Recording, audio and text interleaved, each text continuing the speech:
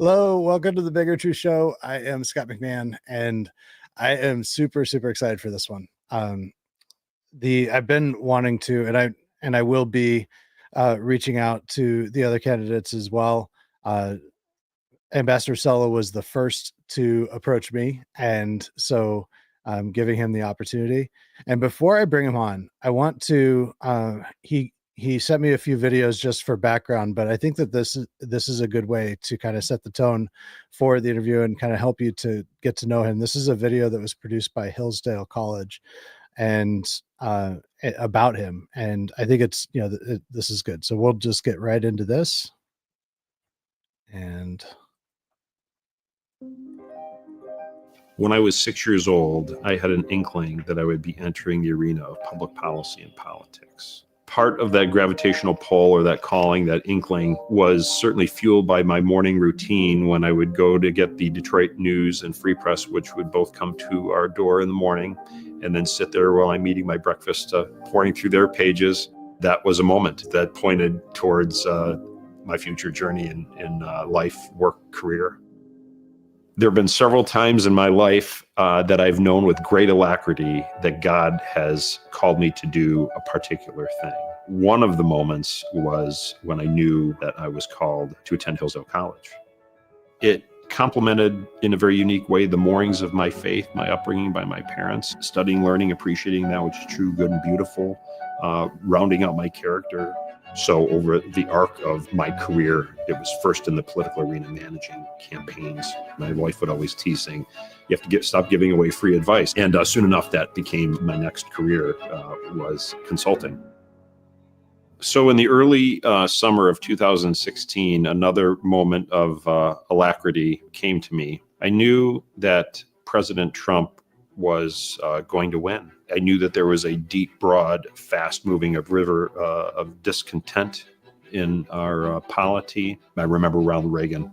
Closest I can compare to was how he connected with people as the great communicator. One of the people I was speaking with about possibly raising these funds and independent support of President Trump's nomination, he calls me the next day. He said, I think you need to run the Catholic outreach for the Trump campaign. On the night of the election in 2016, I was asked whether I'd be willing to go into the West Wing. And I said, thank you, but not possible. I wanted to win and get back home to my wife and children and enjoy life on a dirt road in a farmhouse. This person then said, well, be ready though, because you'll probably be offered a U.S. ambassadorship.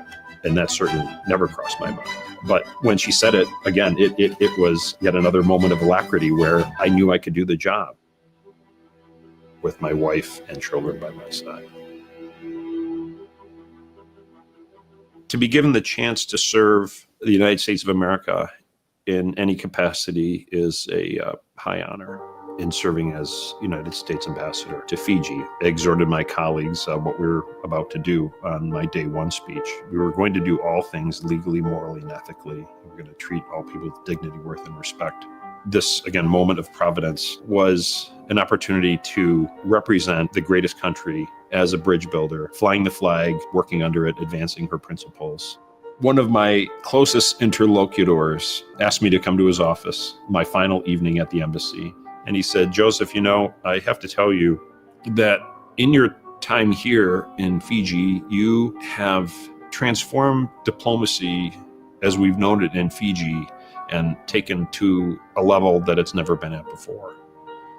So you put it a little casually, like, why do you care so much about our country?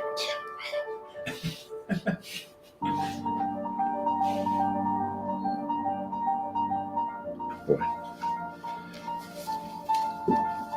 I spoke about the high honor that it was to serve the United States of America.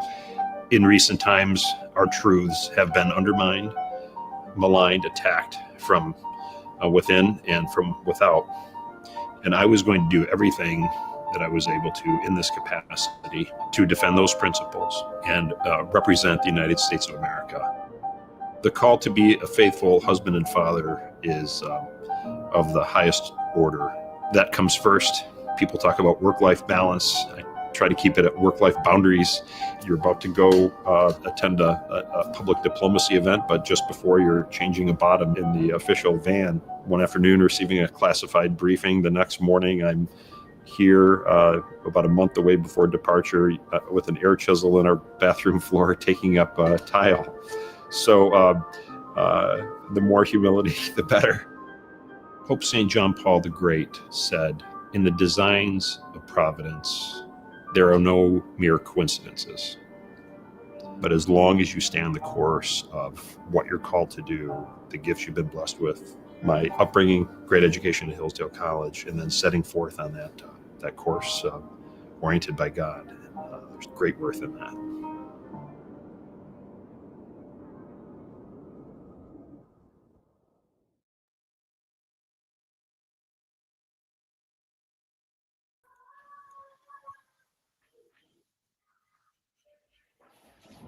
With that, Ambassador Cella, welcome so much. Great being with you. I'm so Thanks glad. for the opportunity. Yeah, you're welcome. So let's, this was produced, I assume, a couple years ago, in the last couple years, that the Correct. video was much. And so you announced at the end of December that you're running for state party chair. I did. Can you talk? Let's just get right into why you made that decision, how that decision came to be. First, couple welcomes here. Joe Brandis says, "Welcome, Ambassador. Vivat Jesus." Vivat Jesus, Joe. That I'm obviously not a Catholic, I'm a Catholic. But one thing that I have found is some of my closest friends actually are Catholics, and so it's good. Lauren says, great introduction. Absolutely. And that, I love that video. So can you tell us why'd you decide to run? What's your, a question, a great question that is asked, I think, at every event that I'm at, and an important one. I will tell you that curiously, I was, I've been leading. There's a child. I said you would either hear them or see them. I did not expect the latter. So sorry, America, Michigan, and your viewers. I've been leading the charge in the fight against Governor Whitmer's corrupted deals with the Chinese Communist Party tied battery plants of Goshen and cattle. So I was sitting down with a reporter in Metro Detroit in the spring of last year when the chaos and the tumult was roiling the party and just the drama. And out of the blue, the first question was asked and saying, "Hey, have you?" The reporter observed the state of things and things were coming to a head. He said, "Hey, have you ever considered becoming Michigan Republican Party chairman? Because I think you'd be a great one." I said, "What? No, I'm in the China fight." And but that seed was planted first at that moment, and little did I know. And I said, really, and this is before my former ambassadorial colleague Peter Hoekstra was even being discussed as a possibility. And I said, again, not knowing really what I was saying, but it just struck me as true and necessary. I said, you really need, I think, an elder statesman to come in and put the hand on the tiller firmly and guide it through these turbulent times and quiet it down, bleed out what needs to be bled out and infuse what needs to be infused in. And then, and then little did I know that little seed, gave way to a little sprout and a shoot when Ambassador Hoekstra, was announced to be ambassador to Canada. I thought, boy, this could be an opportunity to really build on the totality of my leadership experience, engagement in the political arena, fundraising experience, to really build on those footings and the pilings he set to really rebuild the party at a strength that it hasn't seen in number of years. And I really thought I brought a unique set of skills, gifts, talents, temperament necessary to do just that. And that was the motivator. As that video said, and this is another one of those moments where, again, through God, I think I had that just another one of those moments of alacrity to do this particular thing at this particular time. Excellent. So what would it take in your view? What's your vision for rebuilding the party and making the party into this vision of strength that you're talking about here? Yeah, I really think it takes a unique leader to bring the necessary deliverables right now at this point in time. Uh, the trio of Whitmer, Nessel, and Benson have run the tables. We've suffered mightily as a state, and uh, natural things have been unupended. Government has grown and become more intrusive, more regulation, more fees. And I'm guessing they're just gonna stay on that track, unfortunately. So it really takes a person who stands apart. I stand apart from others running in that I was chosen by President Trump to serve in a leadership capacity in his 2016 campaign, then be chosen by him to serve as ambassador. I fought in consequential battles on the state and federal level that are high visibility, and have had a tangible impact in leading, serving, fighting, and winning. And I'm not a Lansing insider. I'm a Lansing outsider. I'm not in Lansing or of Lansing. And really the tumult and the chaos that have existed, Scott, in recent years, I am the counter to that. I will bring a unique antidote to that. I'm not daunted by the challenges. I know it will take some time, and really putting my shoulder into it, being surrounded by a couple of crack people to effectuate that. And really, I think what is imperative would be the basically the equivalent of a mechanic coming into a garage with a car that hasn't seen love in a little while, and throwing open that hood, getting the light on it, and giving it a tune-up. So that really would begin first in the front office and the business office, taking a look at how things have been operating unsolicited. There's been some suggestions that it's not been normative. I'm aware of that to a degree myself, but not fully. And really triaging those greatest of pain points and getting the party's footing to be operationally very professional, as well as very publicly facing professionally, and putting the best of practices in play. As far as the operations go, I mean, it would be involving the retirement of whatever debt may be out there, and quickly and simultaneously really begin to fundraise for some key objectives that are immediately before us. So there's a number of elements to the broader tune-up, if you will, or the rebuilding of the party that would be necessary. That includes communications scaling in really creative ways, like platforms like yours and others that can really maximize the platform and expand that footprint of President Trump's great victory, where these things were used to great effect. So really, starting off from the business office and the front office, quieting down some drama and chaos there, and instituting best practices, including market-based pricing, competitive bidding, transparency, and accountability. It is a business, and it has to be accountable to its customers, and I will bring that. Great. So I want to try to kind of drill into and get very specific about a lot of the things that you just said. Yes. So first of all, you talk about let's start with the last thing that you said, getting specific about where there's trimming waste, identifying how money is spent, especially when it comes to political consultants.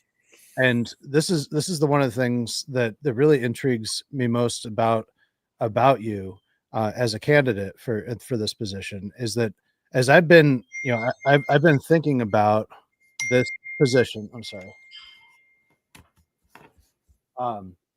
As I've been thinking about this race for MRP chair, what I've been looking at is each of the candidates and who's behind them specifically. Like what, and this is one of the things I want to talk to you about. Like who's Sure. really behind you? Who are you working with? What are you working with any political consultants?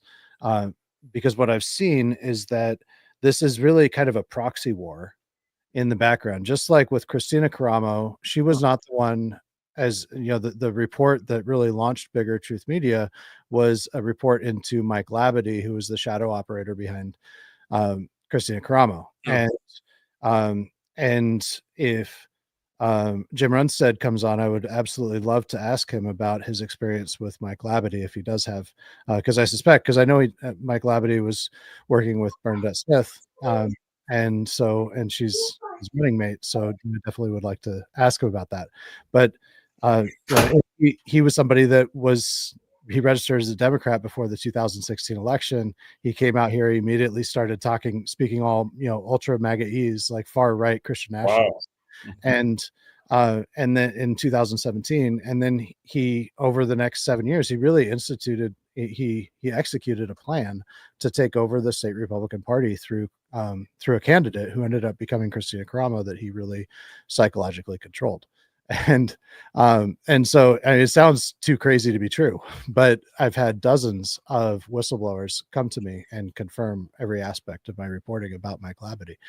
So with who had direct experience with him. And so there's Mike Labadie is one of these shadow, but there's also political consultants. And so in this case, it's Patrick Lee and John Yob. And I've seen this really because the two most viable candidates really before you came along, because you were the last, I believe, to announce. Scott Greenlee was the last to announce early this month. Okay. All right. And so, but what I've seen this is kind of a proxy war between John Yob and Patrick Lee.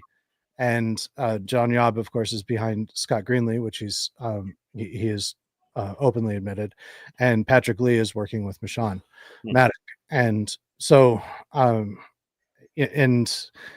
me, that's a bit of a conflict of interest, just as I think about it. I'm a new precinct delegate. I'm new. I've been really studying and diving into and working with not just the Michigan Republican Party, but other state Republican parties across the country, as I've been seeking to understand what I believe is an insurgency within these parties. But it just seems to me to be a conflict of interest if you're working with a political consultant that's going to profit off of whether or not you choose to work with them as a state party chair. Yeah. And so, if you could talk to that, are you working with any political consultants? Who's your campaign manager or running your campaign? Yeah. And what are your thoughts about, whether or not a candidate for state party chair should be working with people like that? Yeah, a very important question. I mean, particularly, amidst the tumult and the chaos and the division and the drama. And I shared with you earlier just some suggestions and observations by the grassroots delegates, district chairs, county chairs, and what is happening. And I have my own observations and thoughts on that. So to answer your question, you could say that the tip of the spear of my campaign is a young man by the name of Troy Hudson. He I know did good work for Andrew Fink and his nomination for the Supreme Court, and is a good man, and he is helping me. Do you call him a consultant? Do you call him a vendor? I mean, he's not paid now. And I tell you, come what may, if I win or I lose, I will. I pledge to you, Scott, and all of your listeners and the delegates of Michigan, as I've done before since I began running. I will abide by how I have lived all of my life. And I shared this with my embassy colleagues in my day one speech, and I told them the following. I said that about 150 people I oversaw at the embassy. I told them that I would love them and protect them as though they were my own family. I told them that we would do all things legally, morally, and ethically, and that we would treat all people with dignity, worth, and respect. And the bucks would always stop with me. I would be accountable. This is a reflection on my judgment and on my character. And in no way, shape, or form will there be a remote specter of a conflict of interests, personal enrichment, anything that defies market-based prices, should I have the opportunity to serve as the next chairman of the Michigan Republican Party. Some of the suggestions out there of things going on are jarring, and if in fact these things have happened or are happening, it's just unconscionable. I don't think it's a responsible way to run a business, and you can't have a finger on a scale. You really need to take care of the clients. The clients of the business of the Michigan Republican Party are the donors, the grassroots, the candidates, and I would say the citizens of Michigan. And I have the judgment and the character that I will bring to the table to nobly serve as the next chairman of the Michigan Republican Party. And part of that would be giving a strict scrutiny to whatever may be going on and quieting it down and establish normative operations. That is my pledge to you and those that are listening. So you're talking, it sounds like what you're talking about is an investigation into the things that happened. I mean, there has it would be basically, I mean, I've already lined up friends who are highly successful businessmen who they're worth hundreds of millions of dollars that are ready to help. They love Michigan, have a great affinity for it. They too have seen the withering of the party. They see it as an investment opportunity. You have the contrast of Whitmer, Nessel, and Benson. You have the special election in the 35th state Senate district, which you can talk about later, as well as the looming 2026 midterm. So they kind of see like a fire sale, these things will all be nationalized. Mark my word, if I'm honored to be the next chairman. And can you tell me what that means? What does it mean to be nationalized? Like nationalized would be to say, okay, this is a microcosm of the left versus the right, and how this battle can be elevated to the national level to penetrate the hearts and minds of people, to say, look, yeah, I want to fight in that fight.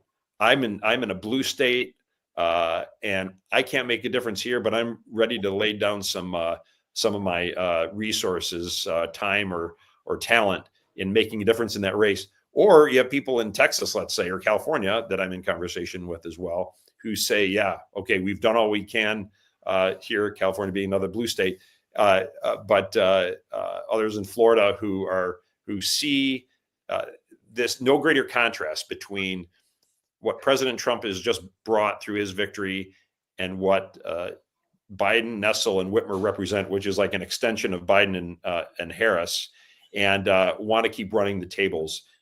Tap into that momentum of that President Trump has set. Keep expanding that footprint, and you will have people invest in these races because of the consequentialness. And that really, I call the 35th state Senate district spring training for the 2026 election, and a great battle hardening exercise. So in any event, I think that whatever you call it, but my friends are ready to go. They've done auditing of things in the federal government. So it would basically be looking under the hood. You could say an audit, an assessment. Your word is investigation, but it will be first string all-star people by my side, looking at the state of affairs, assessing it with me, and finding the way forward that it is normative and accountable and transparent to the customers, the donors. And incidentally, I will say that many longtime friends who were massive donors to the party over the years in Metro Detroit, that I've had friends, they parked their checkbooks, Scott, because they did not believe in what the Republican Party was doing and what it has become. So they either parked their checkbooks or they began parking their money elsewhere. And that is a shame, but I'm optimistic because they are ready to re-engage based on the leadership that I would bring if I'm elected as the next chairman. That's great. Christina Caramo had bragged about, turning away all 87, I think it was, of the party's major donors, which is just shocking to me. But she did brag about that. She went on, and Caroline Wren, who was friends with her, went on C. Bannon's show back in September of 2023, right after the Mackinac conference, just bragging about that. Like that was some, and she frequently said, we don't need money, we have people. And the reality is that she had neither. course, and she had people, she had a cohort of people that were under her control for a time, but they kind of woke up and realized that what was going on was not genuine or honest or authentic. And so fortunately, I think because that we were able to remove her in January, that the Michigan Republican Party is one of the strongest actually in the state. And I don't think that there's any chance that Trump would have won Michigan had we not done that. It And was you're talking about too is, the just specifics, like the $130,000 that was missing, the FEC filings and the fees that are, from all of the errors in Jennifer Sandifer's filings, and the, all of that finger pointing that's going on from them, this playing victim hero, and there's a contingent within the party that is not genuinely, I think, on the side of the Republican Party, and that actually took credit for Mike Rogers' loss, for example, saying that, that they actually, these are people within the Republican Party that were campaigning against the Republican candidate for Senate. And and one of these is bragging also currently about working for Roger Stone, and and and he's a political consultant, small time political consultant in the state. And he's bragged that enough people listened to him that Mike Rogers lost. And so there's a lot of conflict currently within the within the Republican Party still, and it's less, and I think people are really tired of it. But it's still there, and to some extent I'm sure it's always been there. I mean, you've been doing this longer and working on this longer than I have, I'm sure. Clearly you have been. I want to go to Lauren's question here. Are you able to speak to your background a little and to the claim that you've only ever had a job as a political consultant? Yeah, wild. Love it. Thank you, Lauren. Over the arc of my career, I have served in the Michigan State Legislature. I have managed campaigns as a manager. I have served in senior leadership campaigns as a staffer on presidential campaigns. I have served as a senior advisor on Capitol Hill, a House member, former regional director for a U.S. Senator in Michigan, and I started advocacy organizations, nonprofits, and I'm very proud of my career. I launched in 2010 my LLC known as the Pontifex Group. It is a consulting firm, and its duties have been crisis management, earned media, public affairs, but I have never had a political client. I've never been a political consultant. Do I informally advise people who turn to me on Capitol Hill, in the Senate and the House? I sure do. Happy to help the cause, happy to help President Trump and his cause by doing the same. But, I despite the best efforts of some to peddle this fake news and lies, some defamatory stuff too. In fact, Scott, regrettably, I like President Trump and am an outsider, as he was in 2015. And when an outsider enters in, he will receive fire. I'm receiving fire, and I will forge through the fire just like he did of fake news. And I'm sure there's more to come, and be successful. But it really is unconscionable. And I think those that are leveling these things really speaks to their character and judgment, and the fact that they are incapable of leading the Michigan Republican Party efficaciously, because they are spending 1 second, 1 minute on other things than trying to have Republicans win and Democrats lose, turning back to that Cold War admonition of President Reagan when it came to the Soviets. It has to be that stark. We win and they lose. And I'm sick of Democrats running the table here. There are bright spots here and there. The Michigan House now has been tipped, and we have a chance to tie the state Senate initially, and then hopefully reclaim it in 2026. So I think it really, what really needs to be considered is that who has the track record, the leadership ability to effectively be the front man for the Republican Party, to take the heat to the Democrats, to put the wood to the Democrats. And I stand out from all three of my opponents in being that person to do that very thing, building on the successes of President Donald Trump. Now you have relationships with members of Trump's team and inner circle, correct? Correct.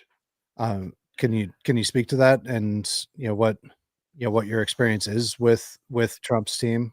Sure. Yeah. So I without getting into too many details, because but I have been over a number of years. Boy, it's now better than 15 years. Friends with one of his pollsters, John McLaughlin, and then also outside of politics, just personal friends with Chris LaCivita, and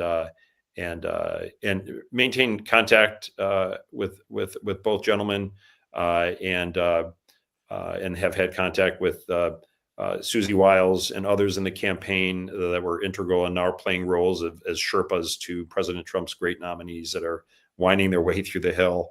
And come what may, I'll still maintain those relationships and expand on them. But President Trump, Michael Whatley spoke to this himself, that President Trump is keeping a very close eye on the 2026 midterms, and the chairman's races, and the consequentialness of it all, because it'll be integral for him to have these beachheads to fortify his message and his gains, but also setting the stage for using that as a fulcrum. We have the fulcrum of 2024, but using the fulcrum of 2026 to really become battle hardened for 2028. In a scenario where Vice President J.D. Vance runs to succeed President Trump. Right. And with Michael Whatley, he's the RNC chair, and from what I understand, Trump has asked him to remain our RNC chair. He's not going to be, it might change, but from what I understand currently, Trump has asked him to remain at the helm of the RNC, specifically for 2026. That's correct. And so, having a good relationship with him, I think, is really critical, especially for such a key state as Michigan. He's a good man, and we met in 2016 in the 2016 campaign, and he has done amidst some challenging times, he did a masterful job along with Laura Trump at the RNC and the campaign. I tell you, I've done a number of campaigns and been involved in any number of levels. And it really, I think, sets a new bar for a masterfully run political campaign, end to end. Message discipline, creative communications, retail politicking. It was really just a beautiful, almost like white glove concierge approach. And friends of mine who are not even political, who they're like, man, whoever came up with the idea of that garbage truck is a winner. Absolutely. That was amazing. For McDonald's. Yeah. For the McDonald's window. So exactly. So it is very special things. And that's really a testament to Susie and Chris and Michael, and really a host of others that I'm not even naming that were integral to this, Caroline Levitt, among others. And really, I think heretofore the standard of races was Obama, where he really did some revolutionary stuff in digital media and so forth. Reagan, really set a bar back then, but I think really President Trump in the 2024 cycle really demolished whatever Obama did in 08. Absolutely. Yeah. I was saying for the last weeks of the campaign before the election, enjoy this, watch what is happening here, because this is the greatest political campaign in human history, perhaps. Yeah. It was amazing. So, yeah. and that's one thing that really, you know, impresses me about you, is that you do have a friendship with Chris LaCivita, who is really the mastermind. You know, he and Susie Wiles were the masterminds behind that, and Michael Watley. And so, you know, having that support, I think, you know, Michigan needs that support. We need to run a big tent campaign like that, especially here in Michigan, where we have more independents than we do Republicans or Democrats. And so you can't run, and we can't win. And 2022 really proved that we can't win if we try to tailor just to the Republicans, or even to the far right of the Republicans, right? I mean, we have to appeal to the and target and reach the independents in the same way that Trump just did. And so we need 100%. a state party chair that can help lead us to do that. Yeah, you know, and to clarify for the world listening, I just want to clarify that I'm engaged with them, but in no way do I have like their support. Sure. In terms of my candidacy, but I would trust that it would be in the event that I secure the chairmanship of the Republican Party in Michigan, that I would have their support, and there would be a phone call away or a text away to engage however it needs to be engaged. And I think critical to that would be, you know, an example would be, as a part of that, a nationalization, a national profile for the special election, for instance, in the 35th Senate District, Midland, Bay City, Saginaw counties, would be to get President Trump and Vice President Vance in here at least once each, to both raise money and just paint that district and flip it. Because it's a 52% base, and I think that is gettable. That was done, I think, in 1993 when Joe Goujon, the late Senator Joe Goujon, won a similar race up in that neck of the woods as well. So there's precedent. Great. Lauren's got another question. She says, can you speak to what you believe MRP's role is in state politics compared to county and district responsibilities? Yeah, I would say that the Michigan Republican Party really sets the headquarters, if you will, and the chairman, I think, set the tone for based on our core principles. And, you know, I tell you, one fascinating thing is that people on the county and district level, the delegate level, they say, what do we believe in? Like, what are we to do as precinct delegates? So it is really a strange impoverishment of just information of who we are, what we're doing, where we're going, why we do it. So it is a great opportunity amidst this tumult and chaos and drama over the recent years to seize it and fill that vacuum, rebuild the party, and begin. Really, it needs moral authority. It really needs a culture, because it is really withered. There's been some balkanization, and to your earlier great point, you know, by my nature, I'm a bridge builder. I mean, that's the name of my company, in Latin though, and I love doing it. And I've been successful at doing it, and I would do that. Roll out that same success in going to the counties and going to the districts. You know, turning them for advising and consulting it here and there and so forth, and giving them advice, and maybe encouraging people to run for office, and identifying people, you know, educating them on how to run a campaign. But you know, and obviously the board of directors is the state committee, you know, in effect. But it would really be a beautiful, dynamic, engaging process, I would see. I'll tell you one thing that I also shared with my embassy colleagues in my day one speech, and they kind of recoiled at it because it was a little unusual for an ambassador to say this, because many are often just kind of sequestered in their office. But I said, I'm going to bring my desk to your door. And they kind of some of them got nervous because they're not used to seeing it. And sometimes I would pop in, walk around, you know, literally just, it would be a once a week thing, and, or once every other week, depending on the calendar. And I would pop into their, like, whether it was an American or a native Fijian in a cubicle, I would just pop in there, and sometimes they, you know, flinch because but it was great. It turned out to be a morale booster to, you know, just communicate about anything, about life. attention and communication. I mean, I say communication is king and queen. And I would really follow that same pattern of success because I tell you, people just thirst for communication and attention and direction, that moral leadership. And that's what I would bring if I'm elected chairman. Yeah. So another criticism that I have heard is that you weren't around in 2020 during the COVID lockdowns. You didn't really respond. A lot of the precinct delegates had, that are around today got involved because in response to that. Yes. And there was a lot of activism around that. And, a lot of the people that have kind of risen up within the party did so on the heels of all of that.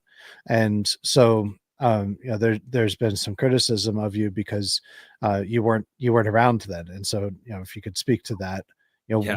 where were you in 2020? And, why weren't you helping save the state then in 2020? Well, I was praying for the state while I was serving as the United States ambassador for President Trump in Fiji. And it was very sad to see our state being torn apart. I would speak to friends that were back home, just wondering why the high-handedness, why the heavy-handedness at a time that I think some just level-headed judgment, an easy hand on the tiller could have navigated through this without the draconianness and the abnormativeness that happened. And it really, I think, rocked our culture, not only in the United States and in Michigan. And I think we'll pay the price for a bit, but I think that, you profile like the reflections of some people that I met this morning in Ionia who were expressing this, and I look back to history because there's that great quote from George Santayana that says, if you do not remember history, you're doomed to repeat it, and there's truth to that. But I think you also need to recall history to look at successes. If it's not broke, don't fix it. If that worked in history, if it needs some modification, keep at it, deploy it. So there has been successes in the Michigan Republican Party, and I speak to that was then, but that was the equivalent of what President Donald Trump is doing now. So you can look at both models of success, take valuable and just priceless lessons from both, Scott, to do one thing. And that is, again, we win and they lose. Get Republicans elected, defeat Democrats. And that is my single objective. So I am a seasoned fighter, leader, and winner in the grassroots, beginning in 1988 as a precinct delegate, gone to any number of county conventions, district conventions, state conventions, and was a delegate for any number of years, and have always been a faithful fighter for conservative causes and principles, whether it's in politics, in government, or in issue advocacy, and blessed with great success, working with the greatest of people that have the hardest of jobs, the delegates and the patriotic activists and the grassroots. Yeah. So there's another criticism that I have seen of you is a letter that you signed back in early March of 2016. And so this was right at the very beginning of the primary season in the 2016 cycle. So Trump was not yet the nominee. And it was written by a group of, I don't know if it was just Catholics, but it was, Catholics, maybe some evangelicals, also Protestants also, I don't know. But it was critical of Trump, presenting the argument against Trump that he's not, morally equipped or whatever for the position. And so you did not author that, you were a signer on it, but your name comes up with a Google search, on that. So sure, you kind of speak to that and how that came about, and then what point you started to support Trump. Yeah, happy to. An important question that, in fact, was raised during my confirmation hearings, and a fair question. In the course of my career, I have co-signed letters on rare occasions. That may have been one of three. And, I admit lessons learned. People have the right to receive more information and change their mind. And I did that very thing. And I'm happy to say that I stand in very good and strong company with other people that are close to the president, including Kellyanne Conway, who said far more serious things, and as well as none other than Vice President J.D. Vance. And Kellyanne Conway went on to serve as a senior counselor to the president working in the West Wing. And J.D. Vance said, I would say, things far more harsh than Kellyanne or I combined. And happily, President Trump it was magnanimous. And you could say he absolved Kellyanne of that perceived sin, welcomed her into the fold. She was his campaign manager in 2016 after serving on Ted Cruz's campaign, where she let some fire fall. And then when it came to Senator J.D. Vance, former Senator J.D. Vance, when he said what he did, he could have been brought. His perceived sin was absolved by bringing him to the second in line to the presidency, and perhaps the next leader of the free world. And I would say that my perceived sin was absolved when President Trump chose me to serve a leadership campaign in his 2016 run. And then, moreover, when he chose me to serve as United States ambassador. So was it before or after he had won the primary, do you think? It was before. Okay. It was in June, early July, when the conversations began. I was having contacts with the campaign leadership team, who I've known for a number of years. Then Kellyanne Conway, Steve Bannon, and Dave Bossy. And concerns that I expressed were allayed, and I knew he was going to win in June, and began having those heartfelt conversations, and was very much at peace, and threw myself into it with my wife being 9 months pregnant, and went all in, left stuff on the battlefield that we didn't even have when it came to the campaign. I'd do it all over again. And particularly when it came to my nomination and confirmation process, both senators that were running the Senate Foreign Relations Committee, then former Senator Bob Menendez and then former Senator Bob Corker, both who loathed President Trump, were not playing nice. And my nomination flapped in the wind for 2 years. And it was understood that those like myself that were in close proximity to the campaign or on the campaign were given special treatment, so to speak. And not a hold, but kind of a ghost hold, if you will, on the nomination. And, again, my business was down 2/3 in 2018 as a result. I was a volunteer in the work that I did on the 2016 campaign. I think they did reimburse me for travel and room and board, but I wasn't seeking a job and didn't expect anything. I just wanted them to win. And it was the greatest campaign I've ever been a part of. It was fascinating to see, because you had students leaving college and university to be with the man, Donald Trump, at this moment. And it was the most brassy campaign I've ever been a part of, dramatic, and a great team of people, and a very special moment in our history. And again, what he did then made 2024 possible. Mm-hmm. Yeah, for sure. I think that's great. So when I want to go back to something that you said earlier that we kind of talked about a little bit, but you were talking about market rates, and because I think market rates really, that's something that I think most delegates don't necessarily know what that means or why that's really even important. And So, an example that I understand, and you can correct me if I'm in error on this, but so like text messages, for example, and and I'm just kind of pulling numbers out of a hat. I don't know what the going rates are, but say it's 8 cents is kind of the going rate if you go to a contractor per text. Then a political consultant might charge 9 cents, or even 10 cents, or is it more? I don't know. You can tell me how that works.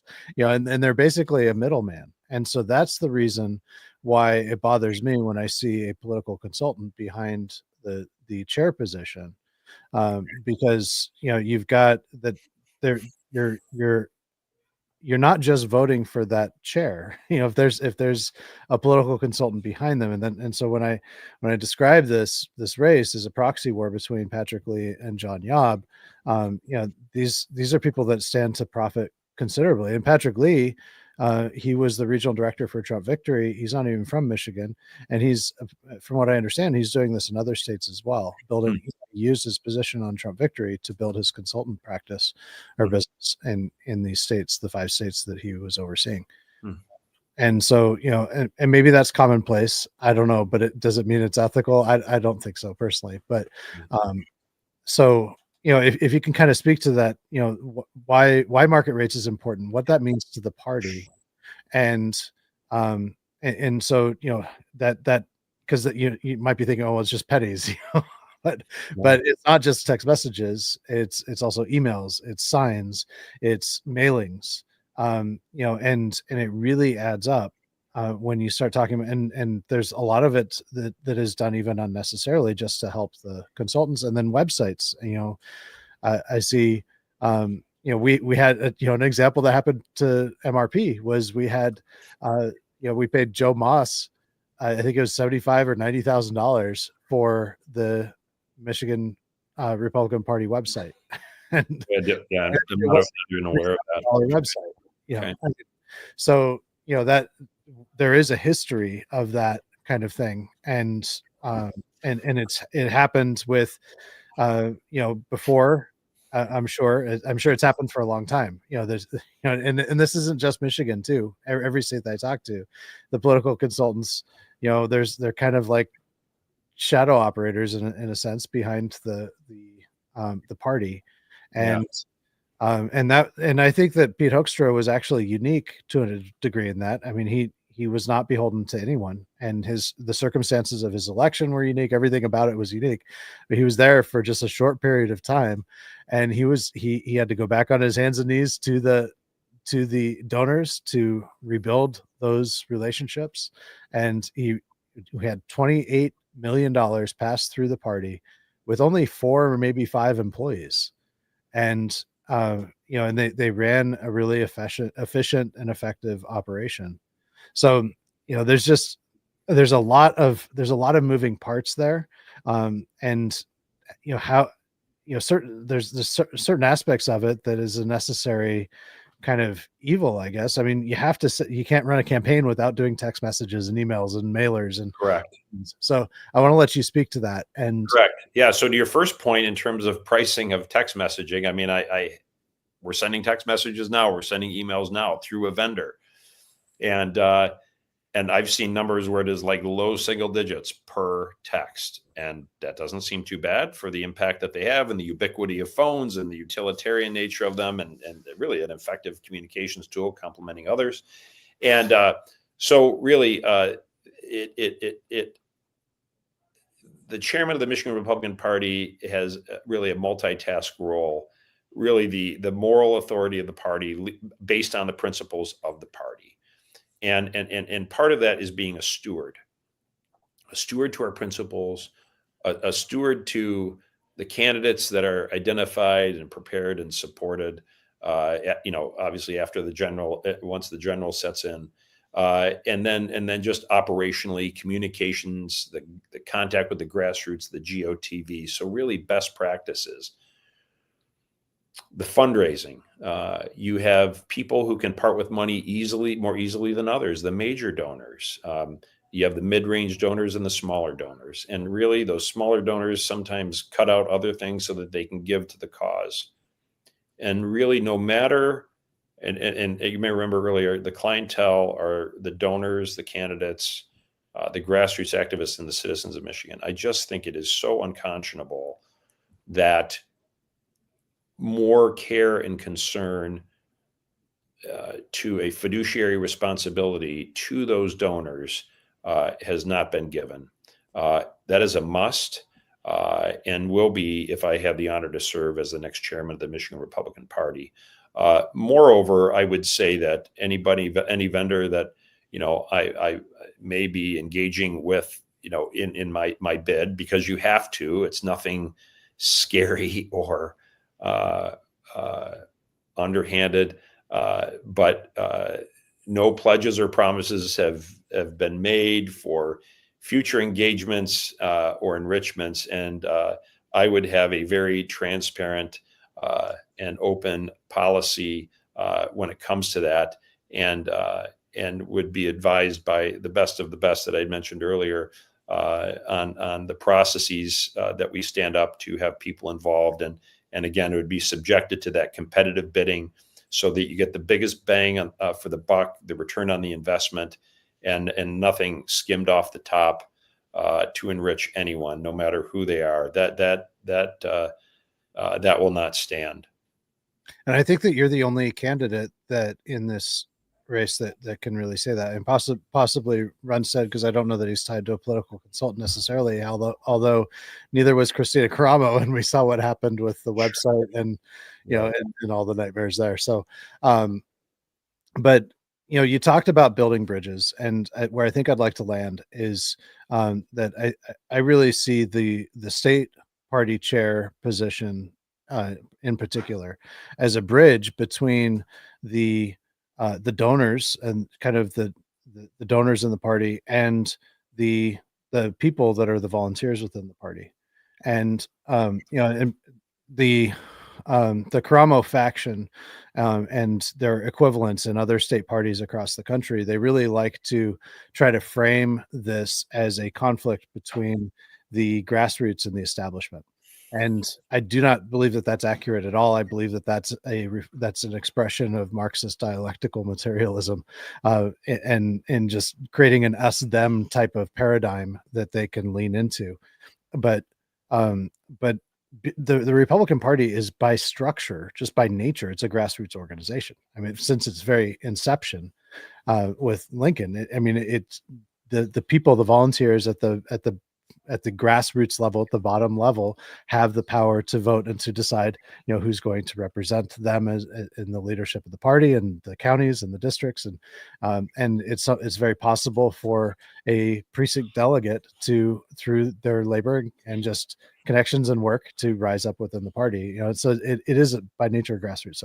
So I'd like to hear from you how you intend to establish and to be that bridge between the donor class, because I really do believe that you can be effective at raising money, but also how do we educate and really encourage and build up and a new crop of leaders within the party from the grassroots. Yeah, both great questions, Scott. So I'm obviously part of the three requirements to become a candidate. You need to do three things. You need to put in an affidavit. You need to get 7 out of the 13 district chairmen signing it. I've done both. And then the third is you need to raise $15,000 for the state party's federal account.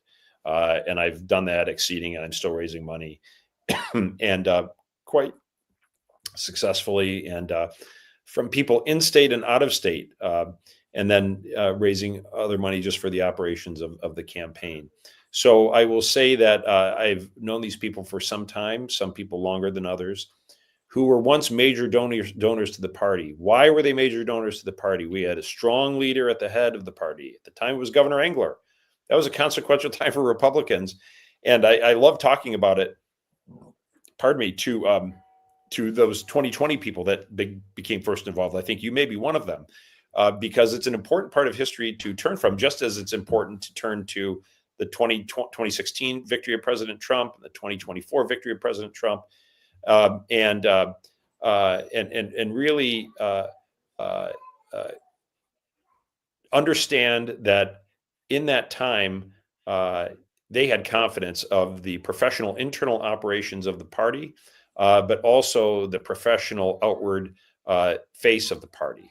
That has been lost, regrettably. So they have parked their checkbooks altogether, as I mentioned earlier, or in other organizations. These donors in state, but also out of state, those that I mentioned that like have some ties to Michigan and see as an investment opportunity, all of them have confidence in my leadership. They're ready to go again.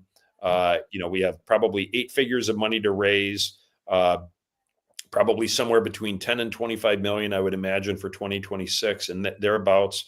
And then turning to people, as I mentioned, outside of them, in red states and blue states, other than our own, who see Michigan as an investment and can have an impact. Another important technique, Scott, that really hasn't been deployed efficaciously is the nationalization of the contrasts of Whitmer, Benson, and Nessel. And they've become really, I think, pariahs in the view of right of center people. And if they know that their money could go to make a difference to block any future ascent to power that they may have, they're ready to go. And I think that we can also use the examples of I'm calling super Democrats. So in that super Democrat club in Michigan, you have Mike Duggan, you have Gary Peters, who's up for election. Governor, obviously, Duggan is running for governor, and then you have the Whitmer, Benson, and Nessel as well, and then you have Pete Buttigieg, who is now officially a Michigan resident, who's up to something as well. So opportunities are ripe. I mean, these are super Democrats. You start seeing very interesting dynamic going. They're kind of tacking right for a reason, because they're hearing footsteps after President Trump's resounding win. And it is a great opportunity to just track them and tee off on them with every move they make. Yeah. And the Michigan Democrat Party has, from what I understand, they've cleared house, and they're in a major rebranding process. Like you said, that they're going to tack right. They're going to act like, wow. And I look forward to, if I'm elected chairman, I look forward to debating Curtis Hertel. I think that'd be great. I think you do very well at it. Joe Brandis said, sounds like the art of the deal. And I think I do see a lot of commonalities, I think, between especially the campaign of the Trump 2024 campaign and what you can bring to the table. And I do believe that you are our best chance at going truly Big Tent in this upcoming cycle. And I think it's imperative to do so. It's imperative to do so. Right. So I'd say to all precinct delegates, and especially delegates to the state convention, just I hope this is something that you can consider. And what Joe or Ambassador Cella, what parting words, what would you like to share, to conclude? Yeah, I would really first, Scott, thank you for the opportunity to speak to your platform. I think the more transparency and through wide open, unthrottled platforms like this, the better. I think for too long, through the fake news filters or people playing hideaway, that has occluded the system and people getting away from the truth. So I'm grateful for this opportunity.